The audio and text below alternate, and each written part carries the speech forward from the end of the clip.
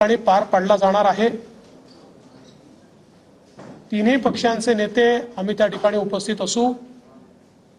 साहजिक आपला प्रश्न असणार आहे की किती लोकांच्या शपथविधी होतील वगैरे, याची माहिती तुम्हाला संध्याकाळी दिली जाईल।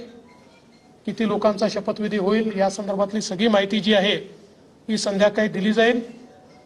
सगळे निर्णय आम्ही एकत्रितपणे यापूर्वीही घेतले आहेत आणि यापुढे देखील आम्ही एकत्रितपणे निर्णय घेणार आहोत। मुख्यमंत्री पद किंवा उपमुख्यमंत्री पद हे आमच्याकरता एक प्रकारची तांत्रिक किंवा टेक्निकल अरेंजमेंट आहे।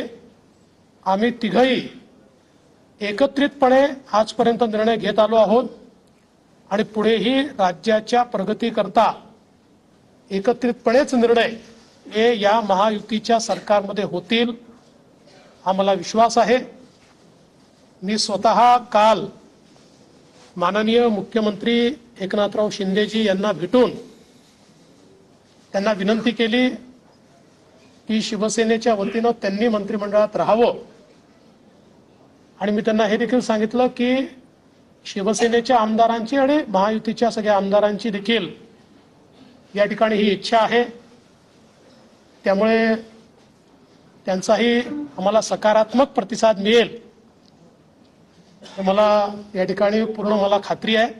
त्यामुळे आम्ही तिघही, दादा असतील, शिंदे साहेब असतील आणि मी असेल आणि अर्थातच आमचे पक्षाचे इतर जे नेते आहेत आणि मित्रपक्ष आहेत, एकत्रितपणे चांगलं सरकार हे महाराष्ट्राला देण्याचा प्रयत्न करू। विशेषतः आम्ही जी काही आश्वासनं दिलेली आहेत ती पूर्ण करण्याकरता सर्व प्रकारचे प्रयत्न करून ती आश्वासनं आम्ही पूर्ण करू हा विश्वास या निमित्ताने मी व्यक्त करतो।